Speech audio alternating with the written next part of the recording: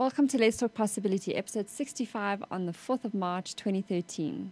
Tonight we talk to Hazel Kurian and Kevin Rutter about the greatest social change factor in the world, being fathers and their role in families and society. Thanks for listening.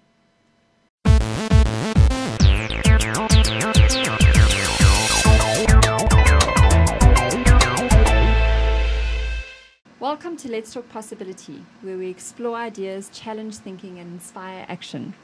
I'm Talana Simpson, and with me is Chris Dykes. Today we're talking about fatherlessness, and specifically fatherlessness being one of the most significant social problems we actually face today.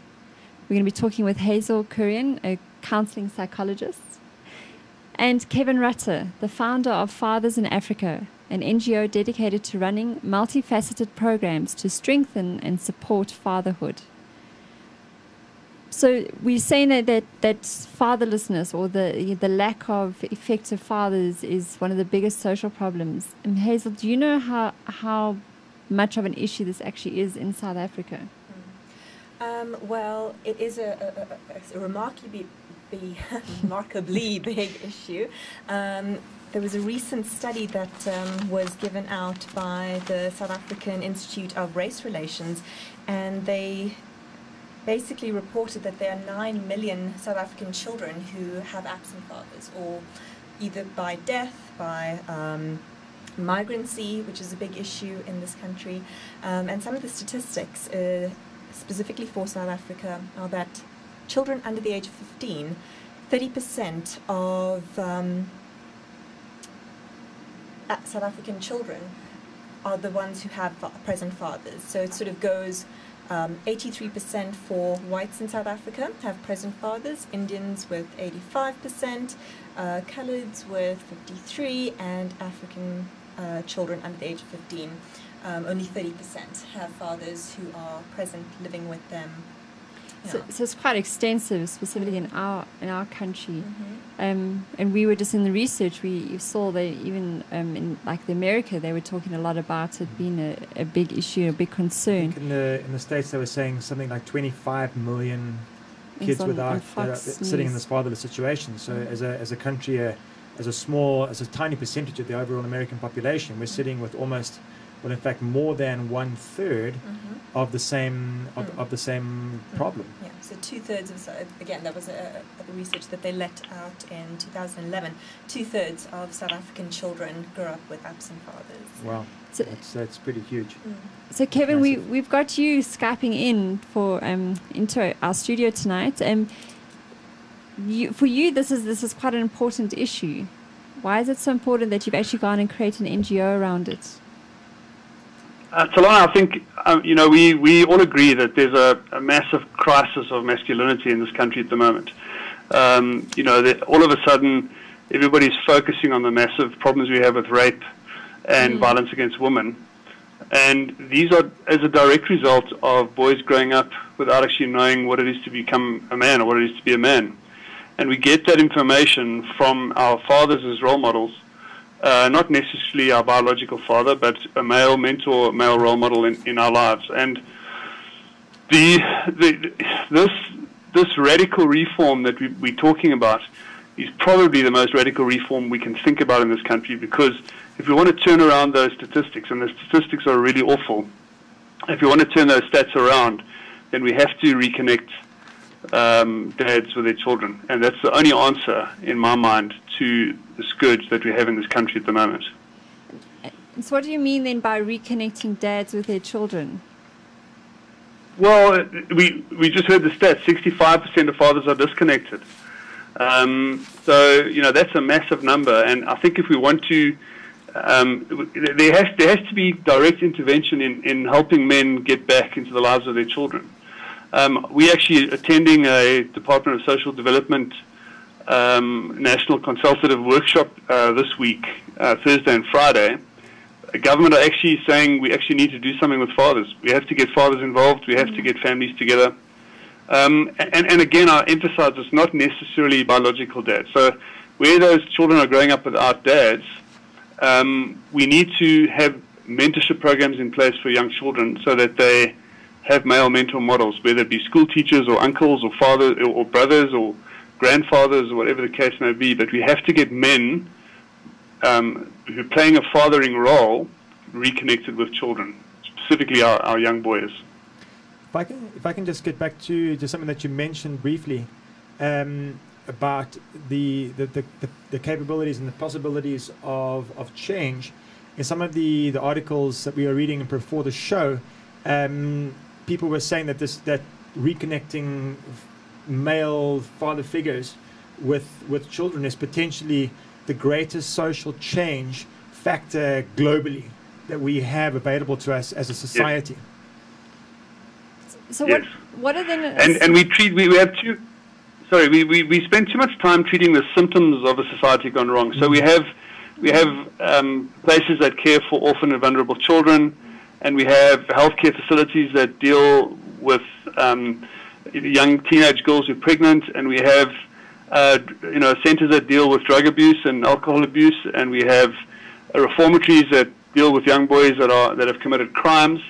But we need to go back a step and say, how do we coach these young boys to not be in that situation? How do we coach these young girls to not be in that situation? So we need to just start treating the causes and not the symptoms of a society gone wrong.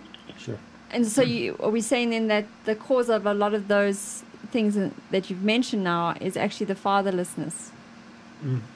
Yes, absolutely. And the research is really overwhelming.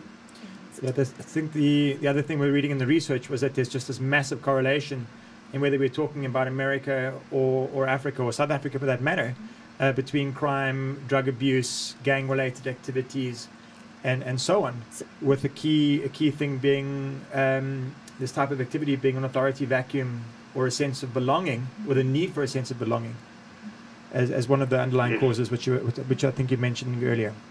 Can I maybe butt in here and just also maybe clarify that I think it's important to distinguish between this idea of fatherlessness and delinquency and that particular association, because I think a lot of people sometimes assume that, well, I don't have a father, so, I'm going to... Not everyone who has an absent father or who does not know their biological father is going to be a delinquent or is going to be, what society would consider a screw-up. I think it is certainly the idea of an absent father is one in many issues, all working together, that could lead to, societal problems such as delinquency, issues around. So let's not generalize. So let's not generalize as well. That it is also a number of factors, such as also the extended family's role, the mother's role, the community's role, as well as then the person's inborn personality as well, that can lead to some of these issues. Yeah. But we can't get away from the fact that there is a correlation. Certainly not. Between the two factors. They can, yes. So then, what is it about fathers then in fathering that children are missing? If I'm posing my question right. So there's obviously something that mothers bring. So what's the difference between mothering then and fathering? And Kevin, you sound like you have... There's quite a... Yeah, there's quite a big difference. I've just written an article for Mamas and Papas magazine around a study that Vern Antrobus did in the UK, and Hazel might be aware of that study. It was around the changes that take place in a man's body when his wife becomes pregnant or his partner becomes pregnant. And there's actually some biological changes that take place, which is very interesting. And then she goes on to explore the difference between the way that a father would bring up a child and the way that a mom would. Now, obviously they're complementary, and you need good mothering and you need good fathering. But just a simple thing when you're looking at cognitive development and the way that a father plays with his child, the father will use much bigger words. He won't use as much baby talk as mom does. So mom will, be baby talking with a child, and dad will, if he's building Lego or something like that, he'll talk about design and structure and height and all those things that lead on to better cognitive development. So there's quite a lot of difference in the way that, and rough and tumble play as an example. Dad will throw the child into the air, the child learns how to explore boundaries, but if he runs into dad a little bit too hard, he's going to get hurt. So he learns that those boundaries are actually in place for a reason. So there's quite a lot of study that's been done around the difference between the way that dad brings up the child and the way that mom brings up the child. Thank you. What that is specifically around interacting styles, and what they say is that mothers have a focus more around caregiving, whereas fathers bring a different kind of element of play. Exactly what Kevin is saying, that it is a little bit more rambunctious, and it helps people, as they develop, learn to explore and be confident in exploring the world around them. It's obviously a big issue around coordination, and again, also getting a better sense of their own bodies. Of course, the most important thing, one of the most important things I think as well, is just physical contact with the dad, which is very important and often downplayed, because you do have a lot more obviously interaction with mother, whether it's from when you're a baby and you're being breastfed, all the way to kissing boo-boos when you've fallen and things like that. Yeah. Sure. So would it be true then to say that the man to some extent represents the definitive authoritative figure on a sort of individual level, and possibly even at a society level? So I have some difficulty with that in terms of definitives, authoritative. Which is why it's such a great word to use in this kind of context. Very. So I think, again, the idea is around parenting. So mothers can be authoritative in terms of their parenting style, and the different kinds of parenting. Of the different kinds, authoritative is the most healthy. It's about setting firm boundaries, but also accepting and negotiating with your child growing up. Whereas there's a difference between that and authoritative. Wait.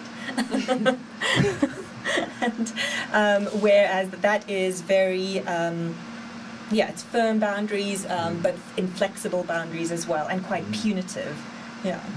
And of course, let's not forget for one moment that given the fact that there are so many families that that don't have the father figure, there's many children that have grown to be very fulfilled and successful in whatever that defines as being successful. So it's when we use the word definitive, of course, we realize that it is used in the context of this conversation. So then maybe we can ask, like, if we're saying that there's a lack of fathering and father figures, and it influences a child's development, like how we said,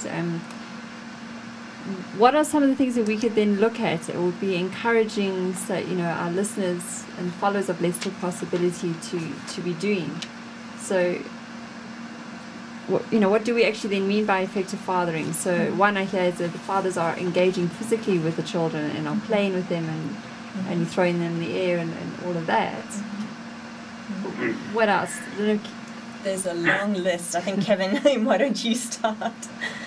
All right, I'll start. Let's just take there's a whole lot to say there, Talana, but I think let's just look at the concept of adolescence. And, adolescence is a fairly new kind of stage in development.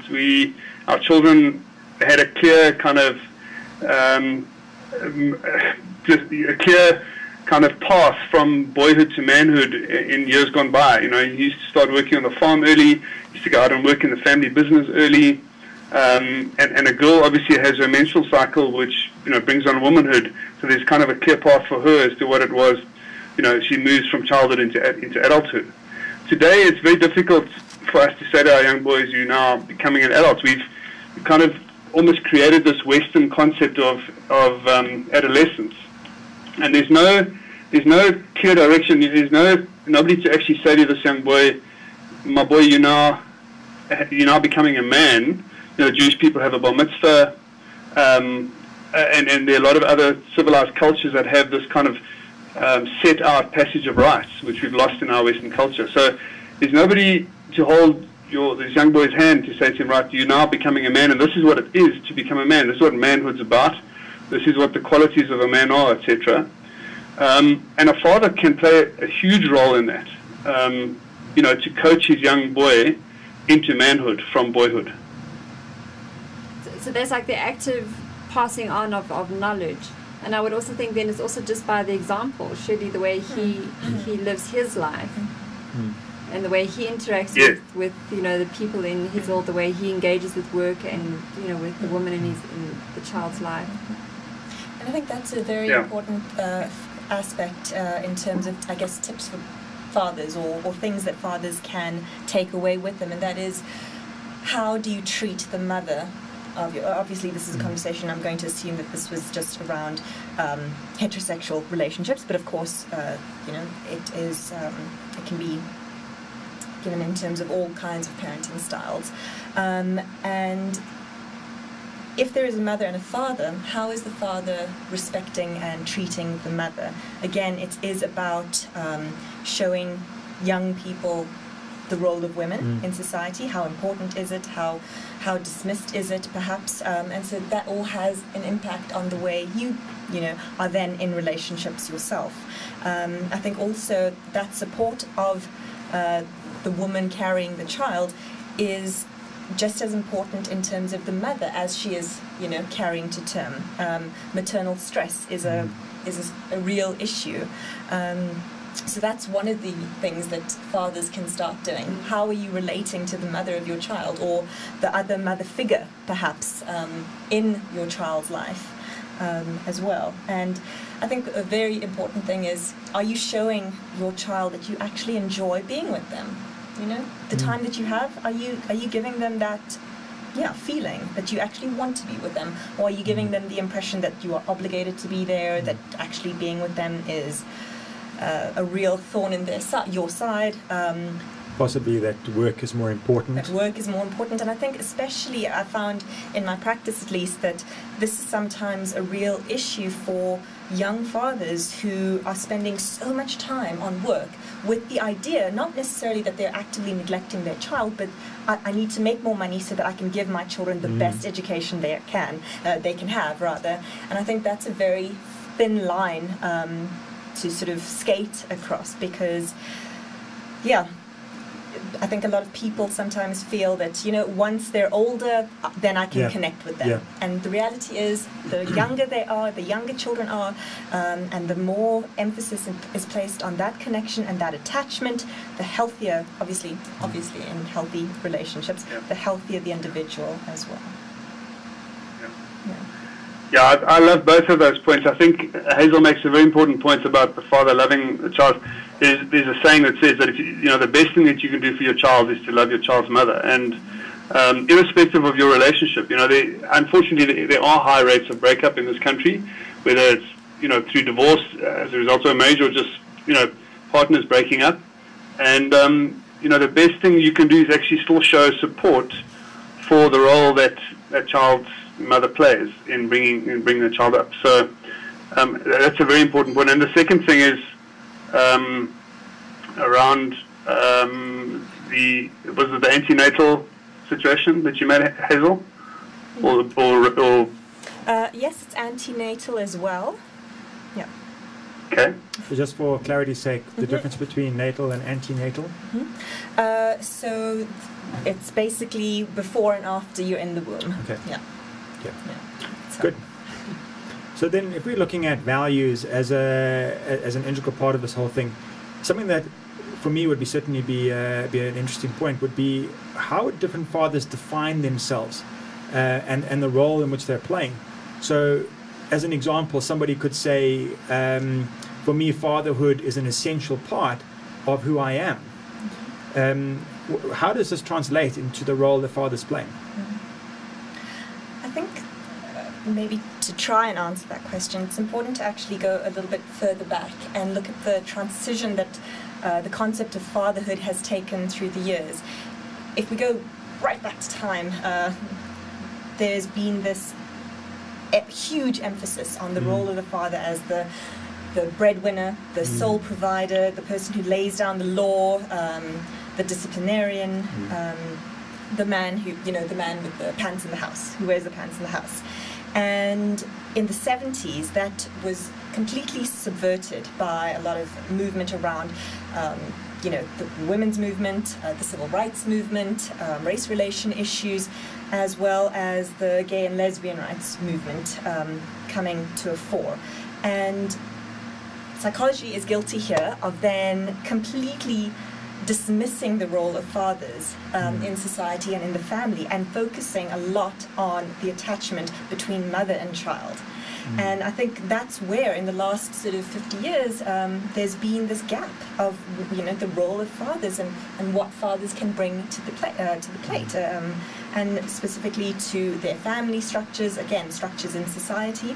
And I think now we're seeing the trend, the wave changing again. The importance of a father figure in a person's development is undeniable, and again, more research does need to be pooled around that. So going back to a person, you know, your question around roles and how people I guess define themselves, or how fathers define themselves, I think it's very much around what is their experience of, you know, their experience with their fathers, the generation especially, I think, is a big aspect. So do you define yourself as the breadwinner? Do you define yourself as, again, the person who draws the line at the end of the day? Are you the kind of father, you know, people, I think, erroneously talk about it as the new age father, you know? Are you a house husband, you know? Whereas really it's sometimes just about parenting at the end of the day. Yeah. Kevin, do you have any thoughts on that? Yeah, I do. I think, and most human resources departments are starting to look at this, because workplace barriers such as longer working hours are ranked by fathers as probably the most important reason for low levels of paternal involvement, and a source of stress in balancing work life and family. So men, one of man's greatest stresses is balancing work life and family, and because of this emphasis on the provider role in the past, it's been difficult for him. And I think HR departments are starting to change. The Scandinavian countries are very, very progressive in terms of paternal leave and granting the father more time to spend with their family, etc. And I think I know of a number of corporates in South Africa that are going a similar route. They realize that a happier dad at home is a happier dad in the workplace, and in fact more productive because of that. So interesting maybe that there's a parallel between what's happening at the moment in the discussion of flexi time, and perhaps having fathers at home being able to pick their kids up from school and maybe doing an hour or two in the evenings to make up could be a really interesting productive dynamic. Yes. So what I'm hearing then is almost like, for me, there's two things. I just want to clarify them for myself more. That the one is actual societal pressure that's put on men, which leads them to feel that it's very difficult to balance as you say, being the breadwinner, you know, having the career, providing for family, and also spending time with their children. So there's the stuff outside of the actual man. They call it like societal stuff, cultural stuff, external. And then one there must also be some of the internal stuff. So going back to, Chris, your question about identity, are men actually also finding it challenging to take up the role of being a father, maybe because they never had a father, so they don't know what that role looks like, or that it's possible. And maybe there's just other stresses in internally. Yeah. Sure. Maybe Hazel can talk to us a little bit about collective socialization, because I think that's very important. That, you know, men have become collectively socialized into what it is to be a man, and that sort of man box that we talk about is being challenged, and men are saying, hang on a second, that actually isn't what we like. We need to be more in touch with our emotions. We need to be able to, you know, control our anger better. We need to be able to be less violent. We need to be able to share and talk more, you know, instead of clam up. And these are issues that, you know, we know that every man has to deal with. Absolutely, and I think it's a trickle-down effect, or going, the way I maybe see it is from the outside in, where there are all these roles. The role of fathers are defined sometimes by the society that they live in, of course. So I think maybe also linking it up to one of your earlier questions, and that is, what can fathers do to be better fathers? And that is, there's this idea that mothering or parenting is a mother's job, you know, that the fathers don't have to worry about that, that the mom has that. And so one of the things that a father can do is embrace or just do things that used to be seen as mother's jobs. Change the nappies, you know, do homework with them, cook for them, do bath time with them. And so that kind of, socialization does need to be challenged. And again, it's about, I think, fathers trying to ask themselves, how is my relationship again like with my father? What are the changes that I would like to make, or the differences that I'd like to see? What do I want to emulate in terms of the way I was raised by my father as well? So choice plays a huge role, and of course, if we look at the South African context, where for generations, by the very nature of the history of the country, we had many men working on the mines and similar kinds of jobs, which effectively remove that male influence.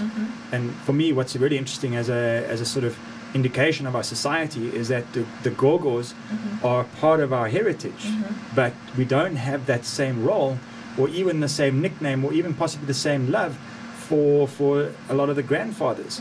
And even though I'm sure there's many of these people that are out playing a massive role, we just don't have that same link. I think maybe one way of looking at why that is, you know, I think the three factors that I think make South Africa stand out in terms of this issue. You touched on one, the issue of migrancy and how that affects families and the absence of fathers in South African history, but also the role of apartheid. A lot of fathers, there's an entire generation almost that grew up without their fathers, brothers being present, uncles being present. Why? Because they were incarcerated, they had to go overseas to train, as activists, things like that. And then the third one is that the role of HIV and AIDS with, as Kevin was saying, OVCs, orphans and vulnerable children. They are just child-headed households. So these are some of the issues I think that South Africa specifically deal with, and why we're having this absence of father figures as well, in conjunction also with this idea of what a father should be, the idea of the distant father. And that's why I think it's so important to be working with our youth, because our youth have grown up without fathers because of some of these problems that we've mentioned. So we do have a very unique situation in South Africa as a result of things that have just gone horribly wrong. And the stats actually show us that when dads are involved with their babies from the start, then they're more likely to remain involved for the rest of their child's life. So if there's been that disconnection in the beginning, then those children grow up without fathers, and that's really how it works. So if we now get involved in coaching our young men to say to them, look, it's time to change that cycle. So what kind of a father do you want to be one day when your child looks at you and says, Daddy, this is the kind of dad that I've got.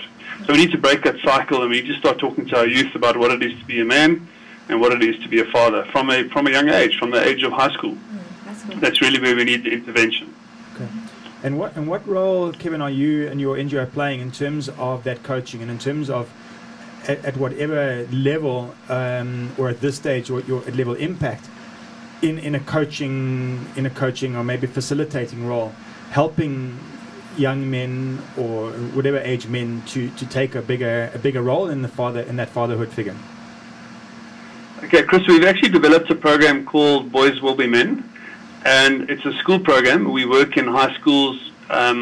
We partnered with Ernst & Young on a program that they run in 10 Gauteng schools in Soweto and Alex and Kwatema and a couple of other places. And so this program basically challenges the young men in the school to break the cycle.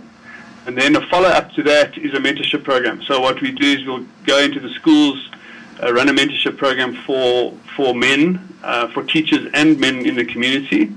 And then the children in the school that we've challenged are then not left with sort of an empty challenge. They've got guys to hold their hands and say, right, this is how we're going to get through this together.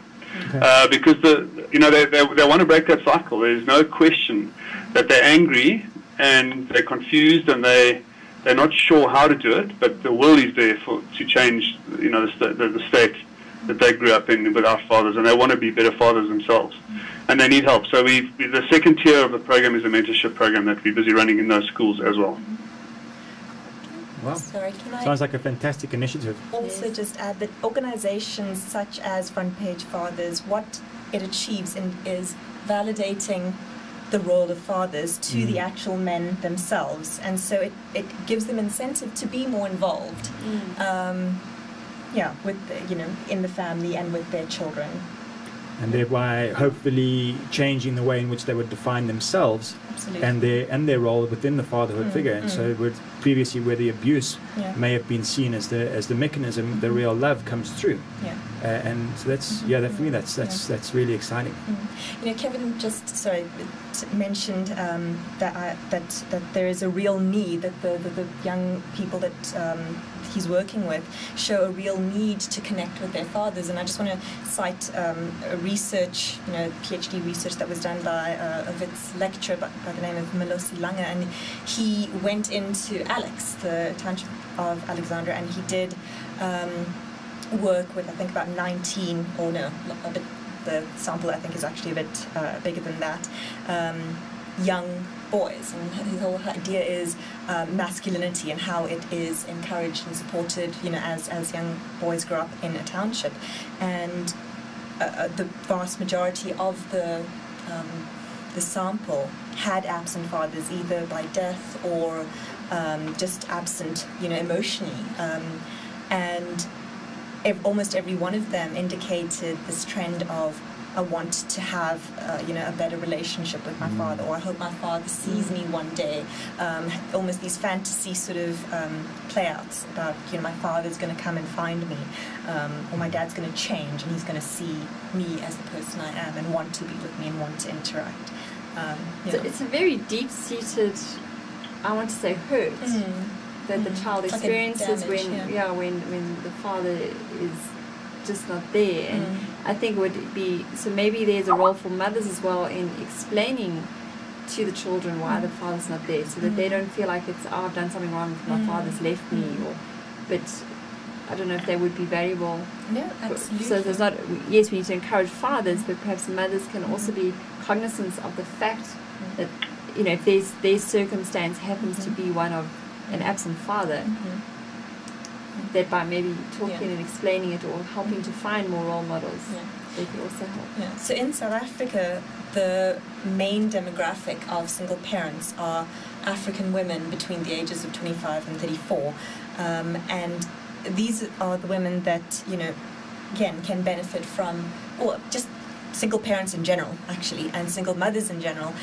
just because there aren't, fathers there, or sometimes even there aren't really just no father figures that they can approach.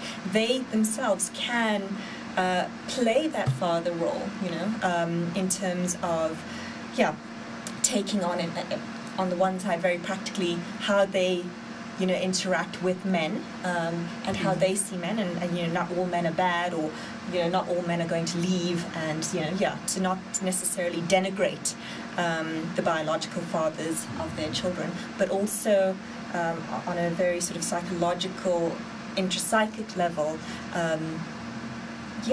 help young children, I guess, understand masculinity if they're a boy, understand masculinity and femininity, even if they're women as well, young children, as well.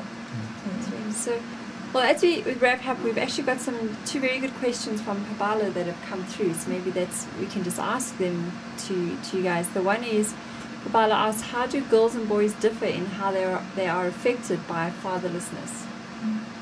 Is there anything you want to add to that, Kevin? There's a big difference. I think, little boys, and again, some of this has to do with collective socialization, so I don't necessarily agree with everything that's in terms of some of the research that's come out recently, but boys are brought up to, big boys don't cry, young boys are tough, all that kind of thing, and I think we need to start nurturing. There's a very good book by Michael Thompson, who's a clinical psychologist in the States. He's written a book called Raising Cain, and he talks about trying to raise young boys with higher emotional intelligence.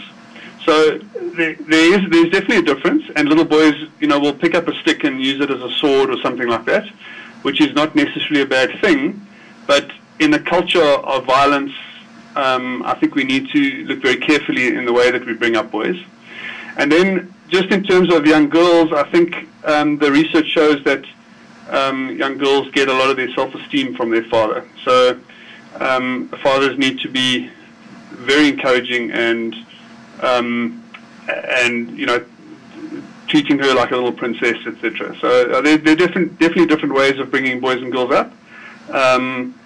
But some of that, I think, has been, so some of those things are sort of collectively, or the socialization is maybe a little bit skewed, and we need to maybe relook at the way that we do bring them up. So I don't know what Hazel has to say. There's lots that I can say on it, but in a short space of time, hopefully that kind of sums it up. Anything you want to add? I think also, especially around girl children, again, research has found that it affects, the absent father can affect the way girl children view men and the relationships they have with men. So that's definitely something that does come across. And I think self-esteem, in terms of, the absent father, that's across the board, boys and girls, as well as issues around cognitive ability, academic performance, even the ability to socialize, These are all sort of aspects that can be affected by the role of a father or the absence of a father, as well. Okay. And then just Papala also asked about the cultural differences in fatherhood.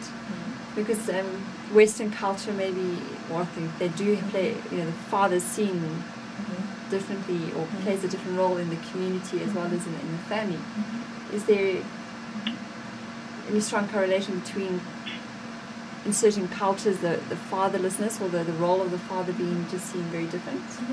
No, absolutely. I mean, anthropologically speaking, one of the most well-known studies that they've done is a tribe in the south of India known as the Nair, and what happens is that fathers, once they sort of impregnate their wives, their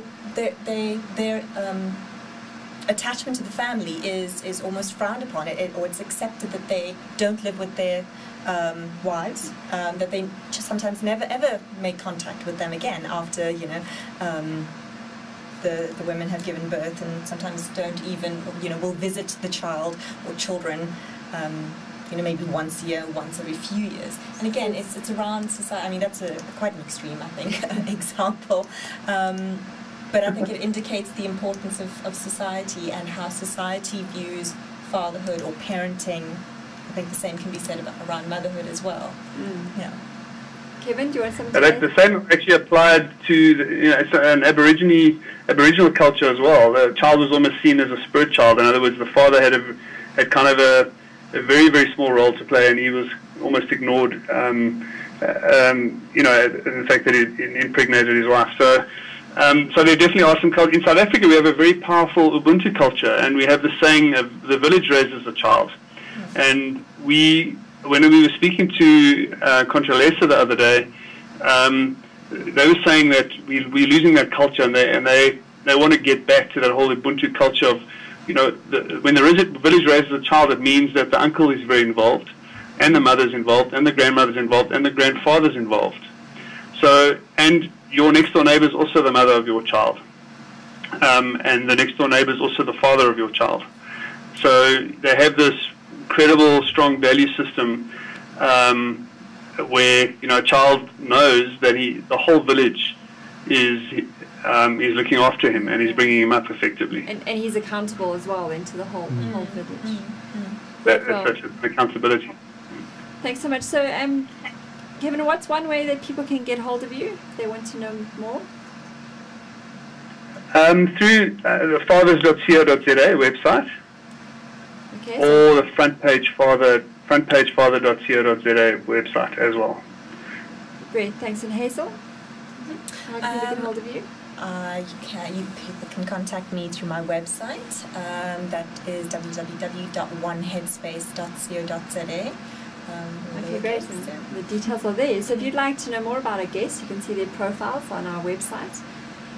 Just go to your search engine, type in Let's Talk Possibility, and we'd love to hear your views. What do you think about the role of fathers in today's world, and how can we encourage more fathers to be more engaged and involved in their children's lives? So tell us on our Facebook page or tweet us at LT Possibility.